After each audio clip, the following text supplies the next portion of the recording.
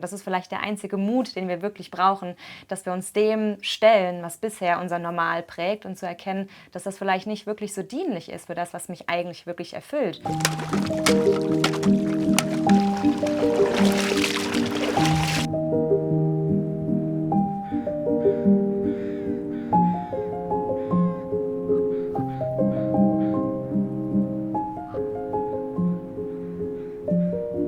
Willkommen im Winter Wonderland im Pfälzerwald. Ich heiße Jacqueline Ich bin der Daniel. und heute zeigen wir euch unser Freiluftatelier. Wir leben hier in unserem selbstgebauten Tiny House mit 3.500 Quadratmetern Grundstück dabei, das heute bei der Atmosphäre besonders gut rüberkommt. Und wir leben hier seit fast 4 Jahren. Und was da alles noch so dazugehört, das erfahrt ihr jetzt.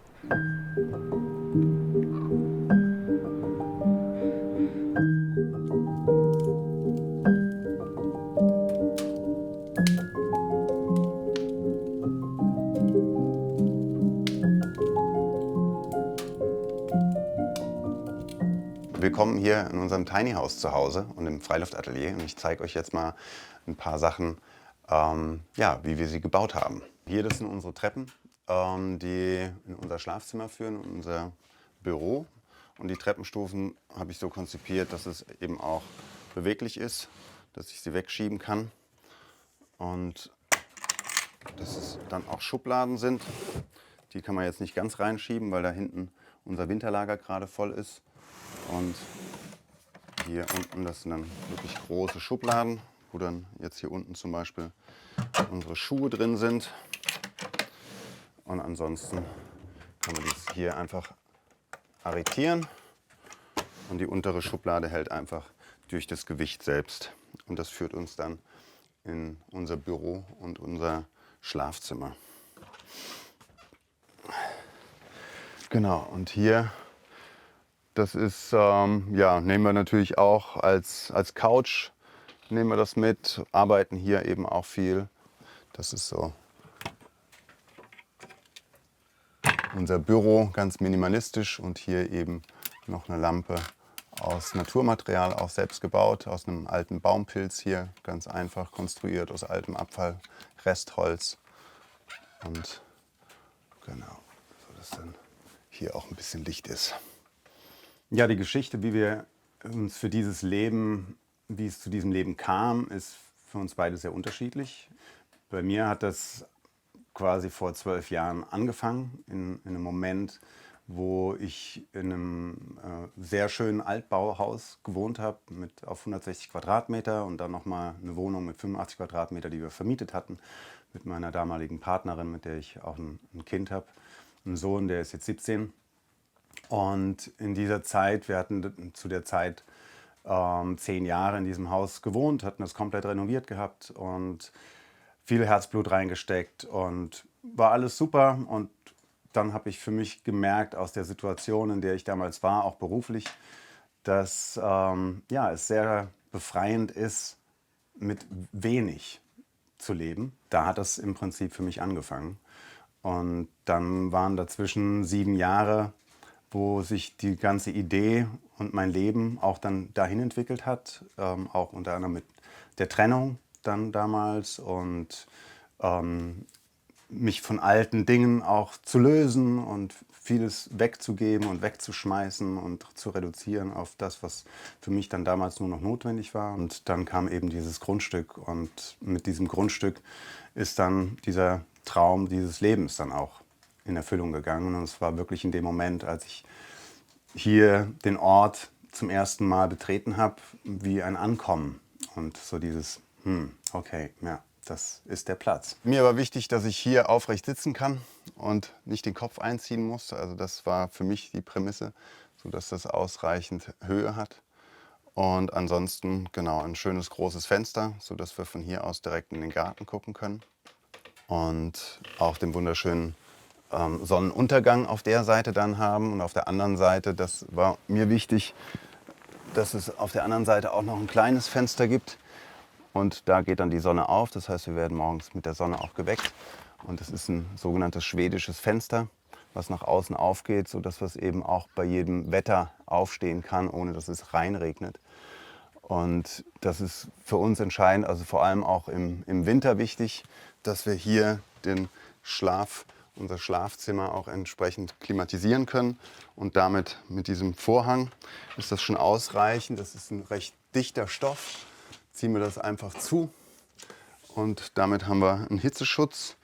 Und wenn wir oben das Fenster auflassen, ist das Schlafzimmer immer schön temperiert, während es hier drin eben mollig warm ist. Und dass dann eben hier auch nochmal eine Trennung ist, eine räumliche Trennung, habe ich 2 Glasscheiben eingezogen auf einer einfachen Laufschiene, die man beide auch aufmachen kann. Und eben auch vor allem klimatisch, damit die Hitze hier nicht durchgeht und trotzdem das ganze Licht von draußen auch hier reinfällt. Ja, Daniel hatte das Grundstück eben im Dezember entdeckt und dann im April das Haus hergestellt und im Juni haben wir uns dann hier kennengelernt und das war durch eine gemeinsame Freundin, die mich hier hergebracht hat und meinte, ja, ein Freund hat sich da ein Grundstück gekauft, lass uns das mal angucken. Und ich bin zwar aus Rheinland-Pfalz, aber ich bin mit 18 hier weggezogen, ich habe viele Jahre in Berlin gelebt, ich habe 2 Jahre in Asien gelebt und ja, war viel unterwegs und hätte nicht gedacht, dass ich eigentlich nochmal hier in die Heimat, in die Nähe zurückkomme. Aber an dem Tag, an dem wir uns dann hier begegnet sind, war das auch sehr schnell sehr klar. Und dann bin ich hier geblieben und dann haben wir auch beide sofort gemerkt, dass das irgendwie so sein soll, dass wir das hier gemeinsam gestalten. Ich habe eigentlich ein sehr klassisches Leben auch mal geführt. Ich hatte BWL studiert und habe dann im Marketingbereich gearbeitet und Karriere gemacht, schon mit Mitte 20. Und dann war auf einmal so eine Stimme so, ist es das jetzt und wie soll es jetzt weitergehen? Nächster Job, nochmal mehr Geld. Und dann habe ich den Job gekündigt und bin mit dem Rucksack nach Asien und war dann ja im Endeffekt fast ein Jahr in Indonesien und habe da ein sehr ursprüngliches Leben kennengelernt und auch mit einem Mann dort zusammengelebt, der Indonesier war, der aus einer sehr traditionellen, auch armen Familie kam und durfte dann da sehr viel über und mit der Natur lernen. Und das war für mich so eine ganz neue Ebene von, wow, unter welcher Normalität bin ich denn eigentlich irgendwie aufgewachsen und was habe ich für normal erachtet und was ist eigentlich das, was mich erfüllt. Und da bin ich zum ersten Mal wirklich dem gefolgt, was so von innen herauskam. Und wir sprechen darüber auch ganz viel, so der Begriff der Sehnsucht. Und dass wir der Überzeugung sind, dass das in jedem Menschen schlummert und dass wir diese Sehnsucht in uns tragen, uns wieder mehr mit der Natur zu verbinden.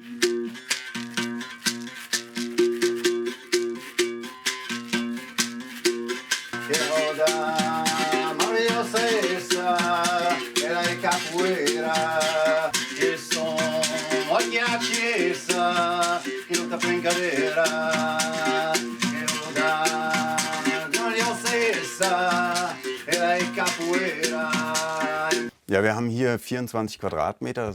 Der Hauptraum ist 8 auf 3 Meter. Und da habe ich mir überlegt, dass wir eben die Fläche so gut wie möglich nutzen. Und deswegen habe ich mich entschieden, das Bett auf die 2. Ebene zu bringen und dann noch eine halbe Ebene einzuziehen für das Büro. Und dass wir eben hier unten auch noch mal schön sitzen können. Das ist die Rückseite vom Bett. Und da habe ich mir eben gedacht, dass das gut genutzt werden kann. Das habe ich auch so gebaut nach dem Bedarf. Eben, wo kann die Trommel hinkommen? Das habe ich mir dann extra so ausgemessen. Dann habe ich die Fläche, das ist die Ebene vom Bett. Und dann habe ich die Trommel draufgestellt. Und von der Trommel ausgehend habe ich dann eben ausgemessen, wie der restliche Aufbau sein kann, sodass auf der anderen Seite ist ja dann auch nochmal Ablagefläche und Stauraum, also am Kopfende vom Bett. Über einen recht langen Zeitraum habe ich mir Gedanken gemacht, wie ich dieses Haus konzipieren will und habe mich immer damit auseinandergesetzt, dass es mit Naturmaterialien eben gebaut wird und durch eine offene Bauweise atmungsaktiv ist. Das heißt, ich habe hier ein Ständerwerk. Das sieht man hier noch als offenes. Das habe ich bewusst offen gelassen an der Stelle, dass man das eben auch sieht. Und dann ist hier als zusätzliches Dämmmaterial, aber auch als Putzträger, ist eine Holzfaserdämmplatte drauf. Auf diese Holzfaserdämmplatte ist dann ein Lehmputz draufgekommen und dann nochmal Lehmfarbe. Und zwischen den Sparren, also im Ständerwerk selbst, ist nochmal eine Jute-Dämmung. Das ist aus recycelten Kaffee- und Kakaosäcken ist das eine sehr gute, hochwertige Dämmung, die sogar vom Dämmwert höher ist als der Hanf. Deswegen habe ich mich damals dafür entschieden.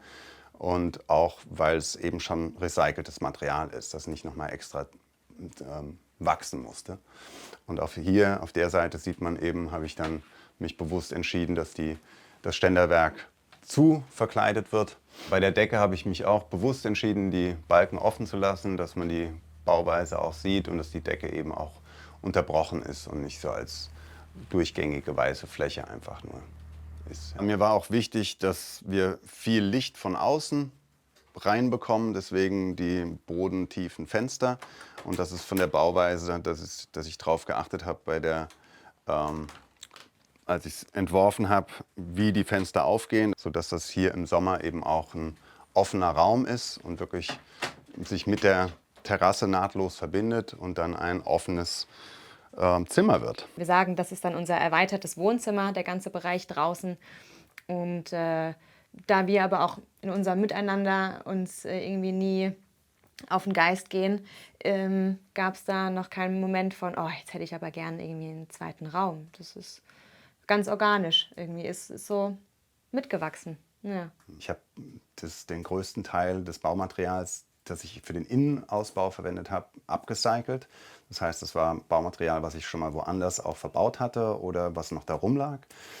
Und dann habe ich mir das hier reingelegt und dann habe ich mir überlegt, okay, wie könnte ich das jetzt irgendwie gut nutzen?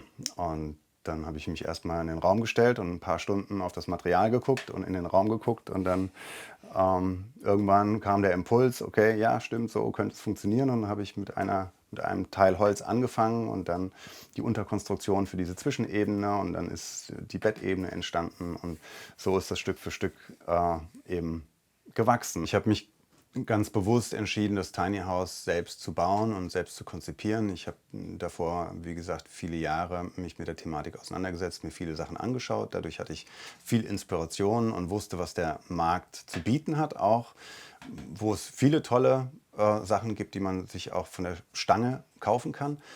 Und trotzdem habe ich gemerkt, dass auch wenn ich da nur letztendlich dann mir einen Rohbau hinbaue, da fehlt mir eine Komponente. Also dieses wirklich, weil es ja, also in meinem Fall auch möglich war, dass ich so viel handwerkliches Geschick mitgebracht habe, dass ich es dann eben auch selber bauen konnte mit ein bisschen Unterstützung an der einen oder anderen Stelle, so was der Aufbau vom Ständerwerk angeht und so weiter. Es ist halt ein tolles Gefühl, wenn man weiß, wie was gebaut ist. Der ganze bürokratische Überbau war tatsächlich in meinem Fall recht einfach gewesen, weil es hier ein kleines 50-Seelendorf ist. Es gibt keinen Bebauungsplan.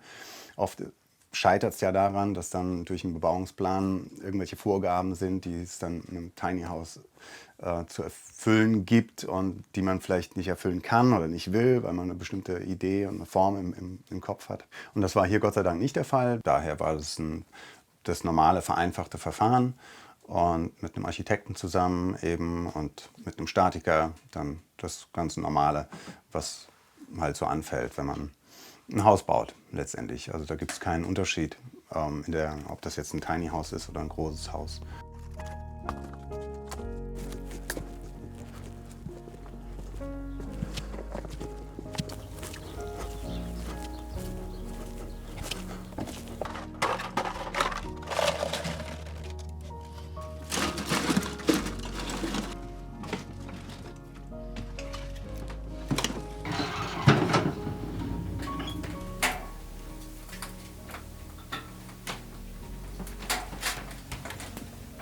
Für die Größe des Hauses habe ich mich damals bewusst für einen 6 kW Ofen entschieden. Das ist so die maximale Obergrenze, was man für die Größe des Hauses eigentlich machen kann. Alles, was größer ist, wird zu viel.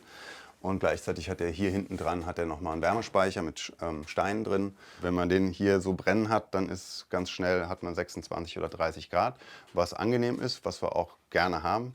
Und trotzdem ist es wichtig, dass man dann mit den Fenstern dafür sorgen kann, hier auch das ist wieder wie beim Schlafzimmer, dass das eben bei Regen auch offen stehen kann. Und dass durch Stoßlüften und so weiter eben man hier ein angenehmes Raumklima erzeugen kann im Winter. Für den Fall, dass eben die Scheiben mal angeschlagen sind, ein bisschen verrußt sind, nehmen wir hier die Asche zum Putzen, weil wir bewusst auf Chemikalien verzichten und die Asche ein hervorragendes Reinigungsmittel ist. Einfach mit einem Stück Zeitungspapier, was man nass macht, dann in die Asche tupft und dann mit der Asche dann die Scheibe eben auch sauber macht. Und so hat man innerhalb von 2 Minuten eine saubere Scheibe.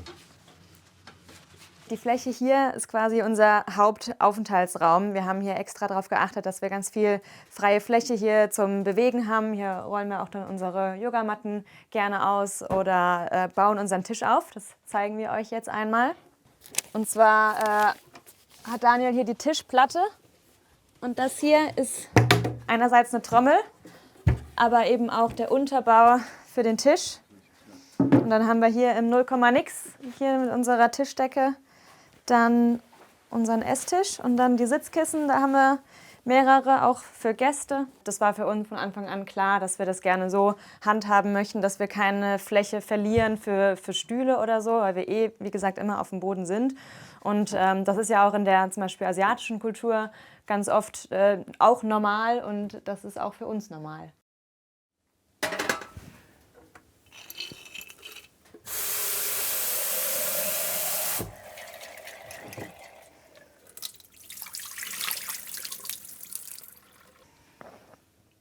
Auf der anderen Seite hier von unserem Aufenthaltsraum haben wir dann quasi die Küche mit dem Ofen anschließend. Das ist auch hier eins der Herzstücke bei uns, weil wir kochen ganz viel, jeden Tag frisch und auch sehr viel aus dem Garten, außer jetzt gerade in der Zeit, wo es wegen Frost wir keine Wildkräuter ernten, aber sonst eigentlich immer. Wir haben hier einen Gasherd, aber einen Elektroofen, wo wir auch backen. Daniel macht selber Sauerteigbrot. Das liegt dann auch immer schön hier, um an die oben zu kommen, die Fächer. Wir nennen das hier gerne Boulder Kitchen. Dann muss man hier einmal hochsteigen und dann ist man hier oben. Und dann haben wir hier zum Beispiel das Gerät, mit dem wir dann das Mehl mahlen, die elektrische Mühle oder unser Römertopf, wo es dann manchmal Wild gibt, wenn wir hier aus der Region uns dann Wild als Fleisch machen, was es nur ganz, ganz selten gibt. Aber wenn, dann eben auf diese Art.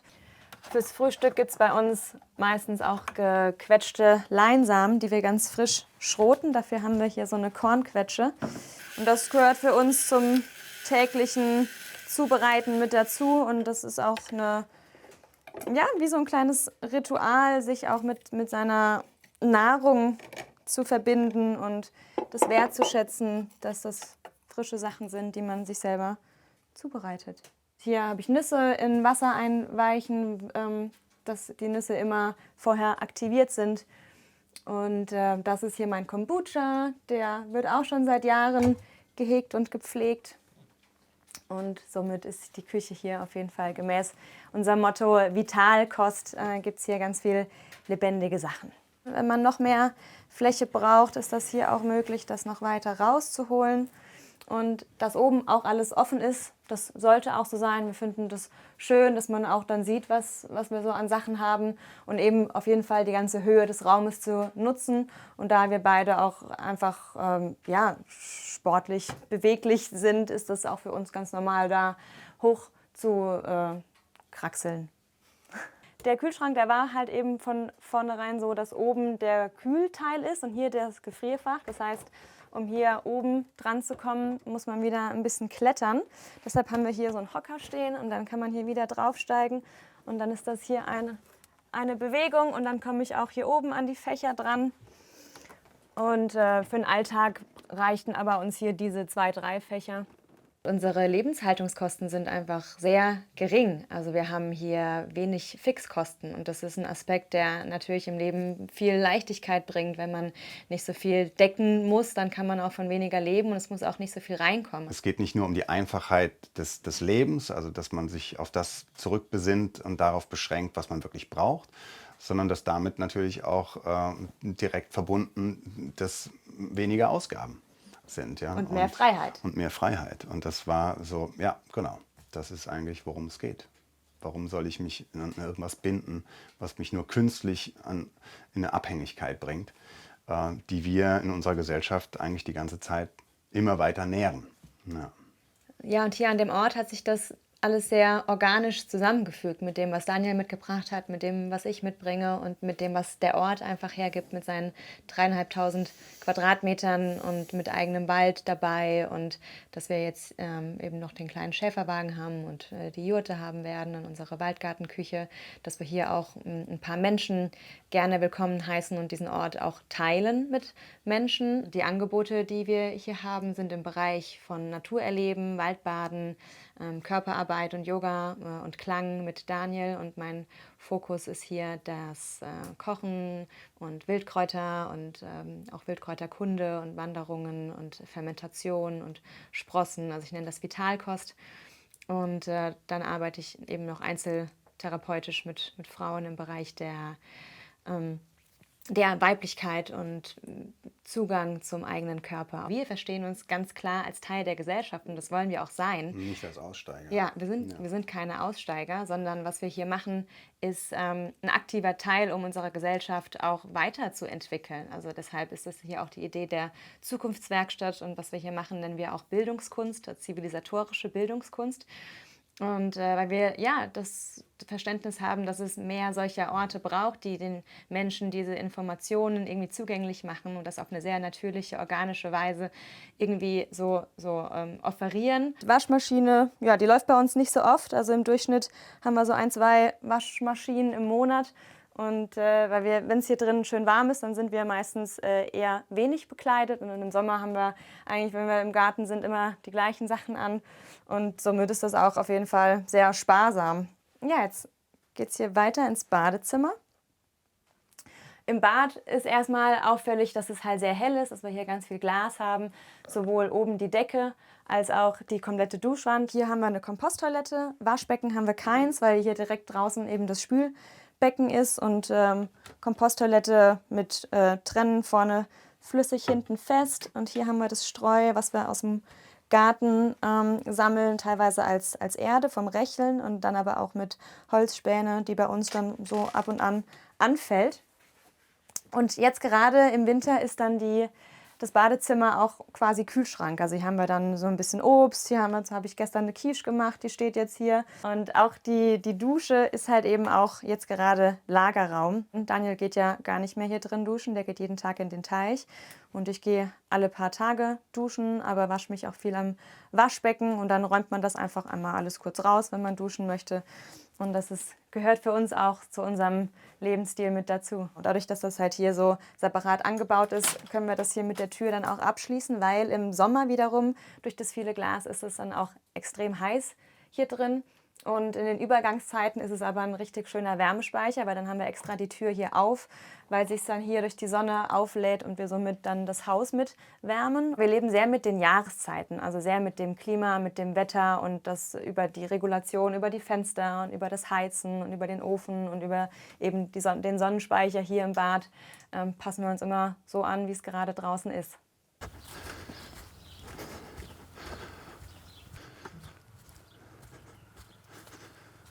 So, hier machen wir aus Scheiße Gold, unser Gärtnergold. Da sehen wir hier einmal, das ist der Behälter von diesem Jahr. Da kippen wir immer das, was vom Kompostklo angefallen ist und das, was hier vom Ofen, das ist die Kohle und der Kompost vom Essen.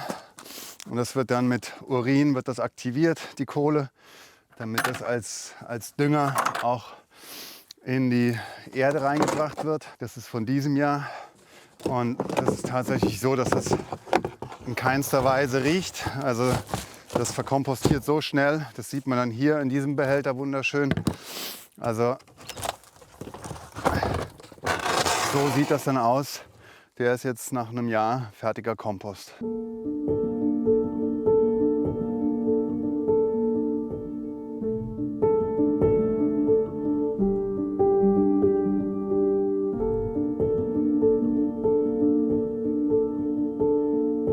Hier sind wir auf unserem Sonnendeck, wo unser Sommerleben vor allem sich abspielt.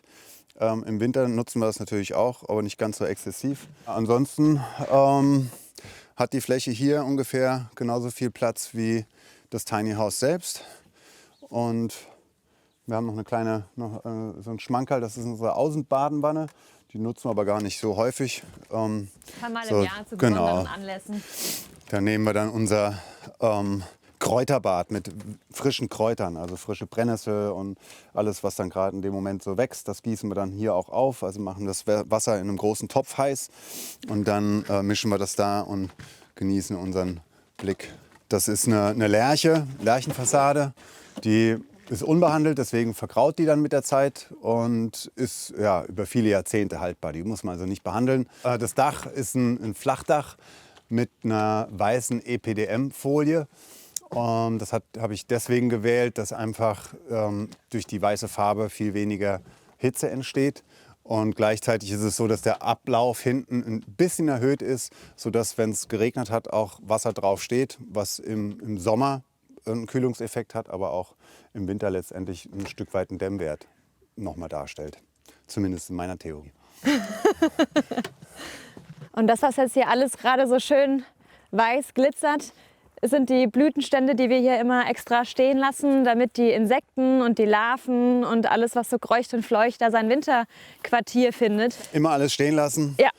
Das ist das Wichtigste, weil das ist quasi wie wenn man dir im Winter einfach dein Winterquartier entziehen würde und du hättest plötzlich kein Dach mehr über dem Kopf. Hier, das ist eigentlich mein Werkstattschuppen und dann habe ich jetzt im letzten Jahr angefangen, das mit altem Material aus dem Wald zu verkleiden. Insektenhotel XXL quasi in der Form. 4 Sterne mit Badeteich. Still und Ruhe liegt der See oder stille Wasser sind tief. Das ist tatsächlich jetzt hier deswegen auch, trifft das zu, weil der Badeteich komplett ohne Technik funktioniert. Und das ist unter anderem mit einer Pflanzzone am Rand, die dann das Wasser immer wieder mit Sauerstoff versorgt, aber auch ja, alles, was im Wasser ist, umwandelt. Und gleichzeitig haben wir hier die Schwimmzone mit einem 1,80 Meter, ist extra bewusst tief angelegt, damit immer genügend kaltes Wasser auch im Sommer da ist, damit der Teich einfach ja, klar bleibt und in einem guten Klima ist. Keine Fische? Ja, bewusst keine Fische, außer es wird dann irgendwann über den Himmel kommen sie rein, also über die Vögel. Also das ist ja, wie oft dann auch die Fische in Gewässer reinkommen. Das heißt, wenn Vögel irgendwo Fischlaich mitnehmen und dann wird das in andere Gewässer wieder übertragen.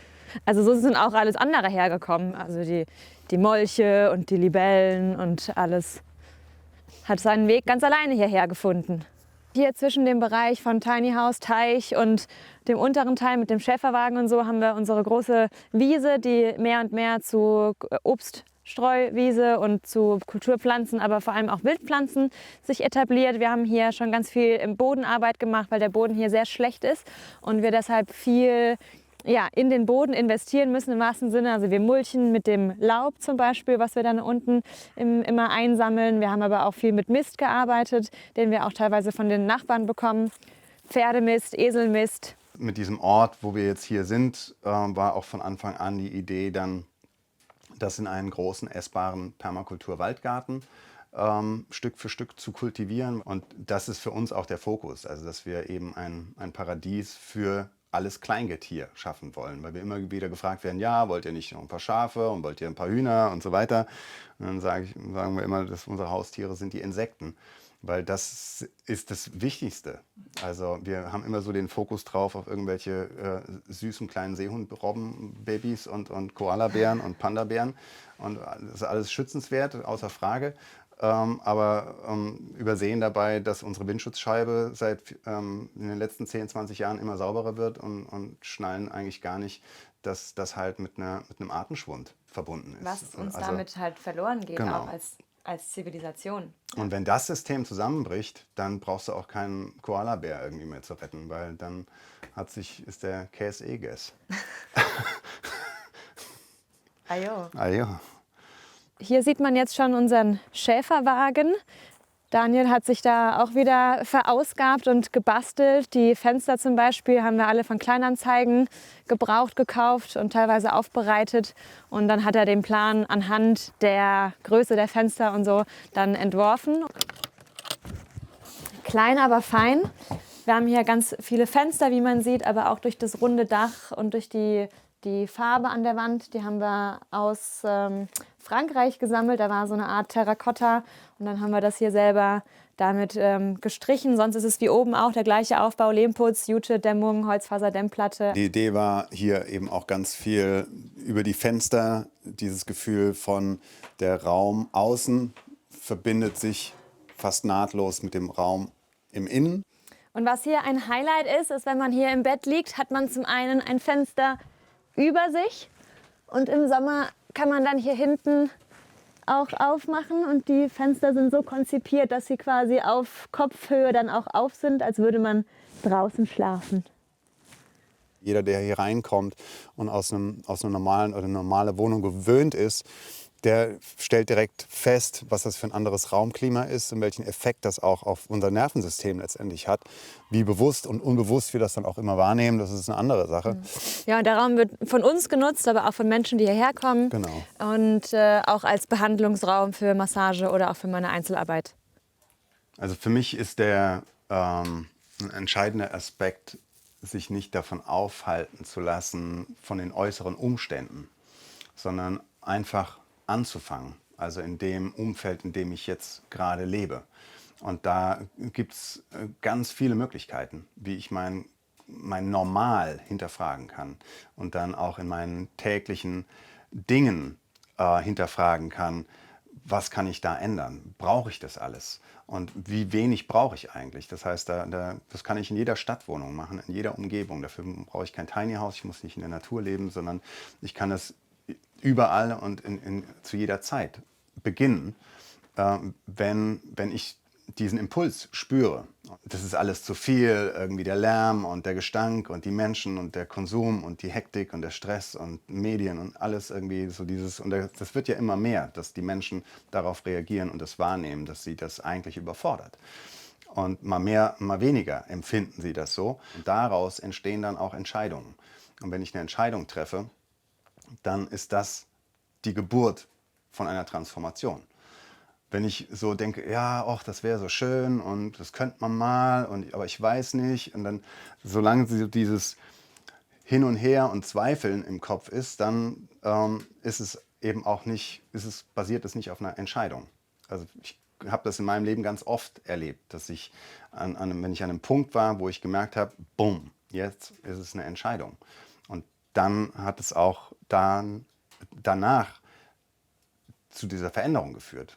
Das war auch für mich ein ganz neuer Perspektivblick, zu sagen, ah ja, ich muss das nicht verändern, so ich möchte jetzt so und so leben, sondern was möchte ich in mir kultivieren und was möchte ich nähren und mich auch zu fragen, also den Mut zu haben, mich zu hinterfragen. Das ist vielleicht der einzige Mut, den wir wirklich brauchen, dass wir uns dem stellen, was bisher unser Normal prägt und zu erkennen, dass das vielleicht nicht wirklich so dienlich ist für das, was mich eigentlich wirklich erfüllt. Und diese Diskrepanz, für die braucht es Mut hinzugucken. Das tut vielleicht auch weh.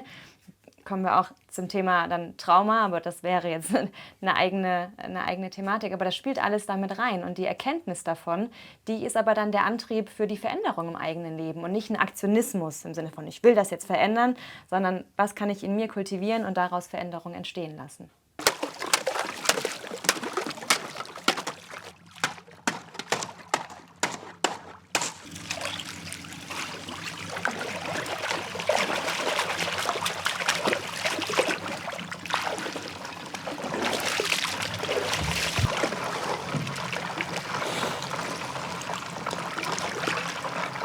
Mein tägliches Bad, das hat sich einfach so eingebürgert, kultiviert über die Zeit, dass mein Körper dann irgendwann gesagt hat, warum duschst du eigentlich warm? Und dann habe ich angefangen, kalt zu duschen. Und ja, dann habe ich gedacht, warum dusche ich eigentlich kalt? Ich habe ja einen Teich vor der Tür.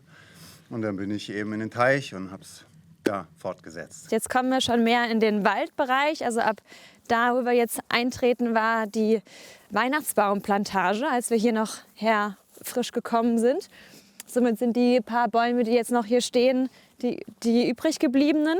Genau, das war also hier vorne war die Grenze und nach hinten hin war das dann wirklich so dicht, wie das hier teilweise noch zu sehen ist, waren die Bäume halt, wie man sie aus so einer Plantage eben kennt, gepflanzt. Und viele davon waren schon krank, manche auch tot.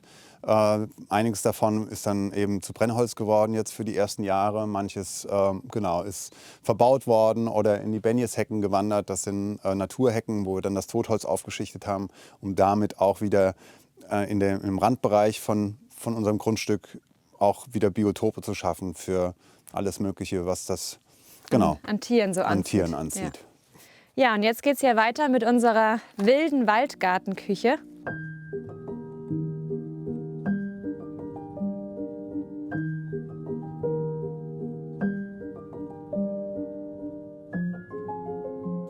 Mit diesen schönen Türen, die wir im Sommer dann eigentlich auch immer hier offen stehen haben. Und wie ihr seht, haben wir hier Sandboden drin. Das ist so ein bisschen auch unsere Beachbar.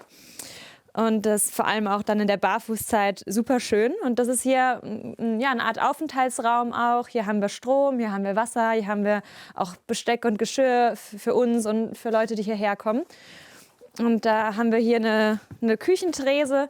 Und auch hier drin ist alles, was man hier sieht, von den USB-Platten über die Balken, über das Blechdach, über die Munitionskisten als Geschirrablage und so. Alles wieder Upcycling, haben wir alles geschenkt bekommen, beziehungsweise gerettet vom Müll.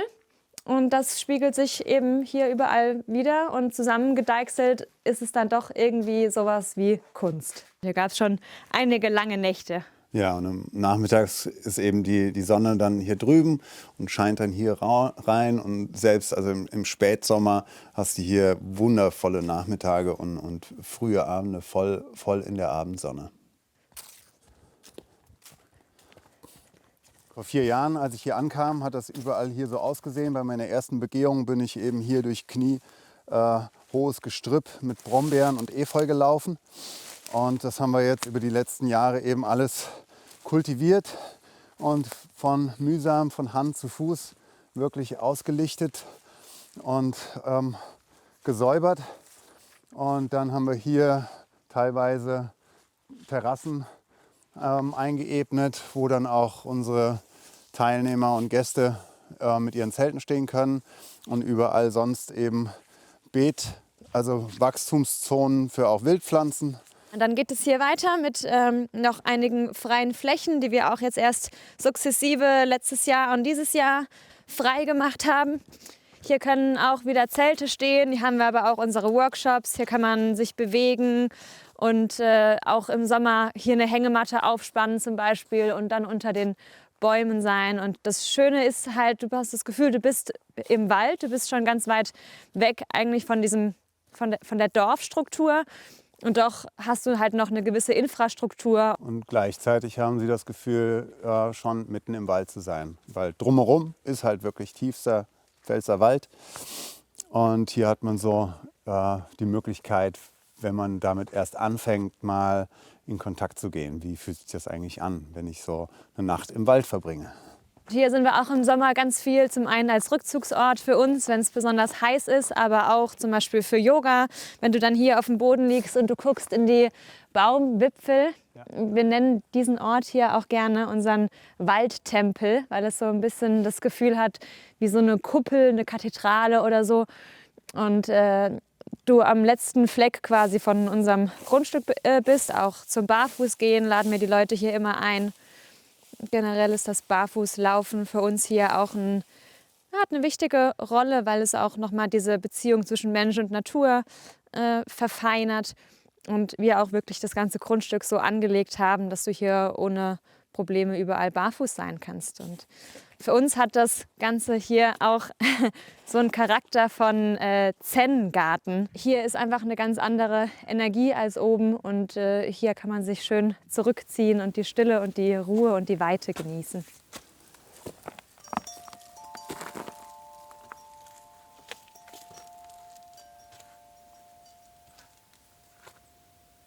Das ist ja eine Illusion, dass ich, indem ich jetzt mir meinen Traum verwirkliche, deswegen plötzlich zu einem glücklicheren Leben komme. Also dieses Streben nach, das ist zwar dem Menschen, also das ist der Urantrieb, möglichst glücklich zu sein und das zufrieden zu sein und Freude zu empfinden, ist ja auch in Ordnung.